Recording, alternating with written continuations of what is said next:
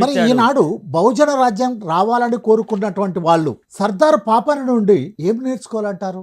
Yes, Sardar Sarvai Papanna నుంచి నేర్చుకోవాల్సింది ఏంటిదంటే ఆయన మొట్టమొదట మాతృస్వామిక వ్యవస్థకు సంబంధించిన రేణుకా ఎల్లమ్మ, కట్టమైసమ్మ, ఉప్పలమ్మ ఇటువంటి దేవతాలయాలను కట్టించింది తప్ప పెద్ద పెద్ద దేవాలయాలు కట్టించి పూజారులకు మీరు దీనిలో ఏలుకోపోండి, మీరు మనులు మాణిక్యాలు మీకు మాన్యాలు ఇచ్చిన సందర్భాలు ఆయన లేవు. అందుకోసం బ్రాహ్మణ భావజాలానికి వ్యతిరేకంగా పనిచేసాడు. అందుకోసం బ్రాహ్మణులు పెద్ద ఎత్తున వ్యతిరేకత వచ్చేసి ఆయన చరిత్రను ఎవరు కూడా బ్రాహ్మణులు లిఖించలేదు. రెండు, సామ్రాజ్యవాద వ్యతిరేకి మొదటి నుంచి కూడా. ఎదుటోడు ఎక్కడి నుంచో వచ్చి ఎవడో వచ్చి పరాయి దేశస్థుడు పరదేశస్థుడు వచ్చేసి ఇక్కడ పరిపాలిస్తాడా? కొడితే నేనే కొట్టాలి, నా గోల్కొండను నేనేలాలి, నా తెలంగాణ నేనేలా అని ఒక ప్రాంతీయ తత్వం, ఒక సామ్రాజ్యవాద వ్యతిరేకత, ఒక స్థానిక తత్వం కూడా అతనిలో మొట్టమొదటి నుంచి ఉంది. భూస్వామ్య వ్యతిరేకత మొదటి నుంచి. ఎక్కడ భూస్వామ్యం ఉంటుందో, ఎక్కడ ఆధిపత్యం ఉంటుందో, ఎక్కడైతే అణిచివేత ఉంటుందో దానికి వ్యతిరేకంగా తిరుగుబాటు తత్వం ఉంది. బుద్ధుని ఆలోచన విధానాన్ని ముందుకు తీసుకుపోయిన పరిస్థితి ఉంది. దళిత బహుజన శ్రామిక కోణం, సామాజిక దృక్పథం సర్దార్ సర్వాయి పాపనలో ఉన్నది. అందుకోసం ఆయన ఇలా అనేక మంది అక్కడ ప్రాంతం వాళ్ళు మా రైతుల కోసం చెరువులు నిర్మించాడు. ఇప్పటికీ మీరు భిక్షమే గారు, మీరు ఒక్కసారి కిలాషాపూర్ ఆ ప్రాంతం వెళితే ఆయన నిర్మించిన కోటలు కనపడతాయి. ఇప్పటికీ ఆయన నిర్మించిన చెరువులు కనపడతాయి, ఆయన కట్టలు కనపడతాయి, ఆయన వెల్విషర్స్, ఆయన అభిమానులు, ఆయన చిత్రం, ఆయన ఒక రాతి గోడ మీద ఆయన ఎలా ఉండేది, ఆయన శారీర దారుఢ్యం, కండలు తిరిగిన పద్ధతిలో వాళ్ళకు నచ్చిన పద్ధతిలో రాతితో చెక్కి ఆయన విగ్రహాలు కనపడతాయి. అందుకోసం అంత గొప్ప వీరుడు కాబట్టే జానపదుల గుండెల్లో నేటికి ఒక సుస్థిర స్థానాన్ని కాపాడుకున్నాడండి. తప్పనిసరి మీ సహకారంతో అవన్నీ తిరిగి చూస్తాం. ఇంతటి గొప్ప వీరుడు ఎలా మరణించాడు?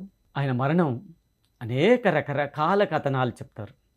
ఏదేమైనా వీరుడుగా మరణించాడు. ఆయన సైన్యాన్ని మొదటి నుంచి కూడా మనం అనుకుంటూ ఉన్నాం. చాలా సందర్భాల్లో ఇన్ని రకాల భూస్వామ్య వ్యతిరేకులు, సామ్రాజ్యవాద వ్యతిరేకి, తర్వాత జమీందారులు, అనేక రకాలుగా ఆయన పైన కుట్రలు జరిగినాయి. వీళ్ళందరూ బహదూర్ షా రాజ్యం బహుకరించిన మరుక్షణమే మొత్తం జనమంతా జమీందారులు భూస్వాములు ఆయన దగ్గర పోయి, మేము ఆయన ఉంటే మేము బతకలేం, వాడిని ఎట్లాగో చంపాల్సిందే, ఆయనని మీరు చంపకపోతే మేము బతకలేం, కాబట్టి వాడొక కింది కులస్తుడు, ఆ కింది కులస్తుని పరిపాలనలో మేము బతకలేము అంటూ మొరబెట్టుకుంటే అప్పటికప్పుడు పెద్ద ఎత్తున రుస్తుమ్ దిల్ ఖాన్ పెద్ద ఎత్తున సైన్యంతో వెంటనే వచ్చేసి, పెద్ద సైన్యం వచ్చేసి ఆయన మీద పడి మొత్తం సైన్యాన్ని ఆగం చేసేసి పెద్ద ఎత్తున ఒక 7 నెలలుగా పోరాటం జరిగింది అని చెప్తుంటారు. 7 నెలలు ఆ పోరాటంలో సర్దార్ సర్వాయి పాపన్న ఒక రకంగా జానపదులు చెప్పుకునేది ఏంటంటే మొత్తం సైన్యం మొత్తం సంహరించబడుతుంది. ఆఖరికి ఒక ముస్లిం సంబంధించిన రహస్యాలు తెలుసుకొని తమ ఆయుధాలన్నింటినీ వాళ్ళు ఎత్తుకుపోతారు.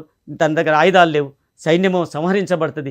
ఈ నిరాయుధుడుగా ఉన్న పరిస్థితుల్లో పారిపోయి ఒక హుస్నాబాదు, నిజామాబాద్ జిల్లాలో ఉన్న ఒక హుస్నాబాద్కి సంబంధించిన ప్రాంతంలో కల్లుమండవలో ఉన్నాడు అని ఒకరు చెప్తారు. చరిత్రలో మేం చెప్పేది, చరిత్రలో అనేక మంది చెప్పిన విషయం ఏంటంటే నిజంగా ఒక వీరుడు వాళ్ళతో కాంబాక్షిని చంపేస్తాడు.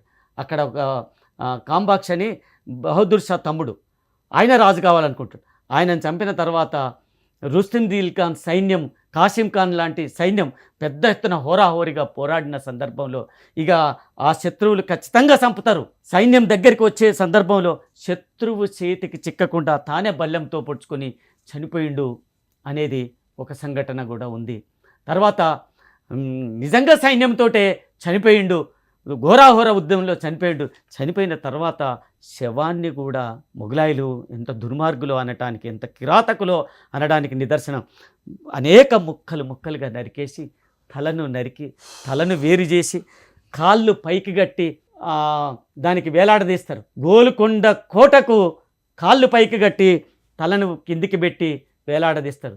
ఏంటిది, ఎందుకు అలా వేలాడదీస్తారు? ఎవడైనా బహుజనుడు, కత్తి పట్టాల్సిన వాడు క్షత్రియుడే, కత్తి పట్టాల్సిన వాడు రాజు మాత్రమే. ఒక బహుజనుడు కత్తి పడతాడా?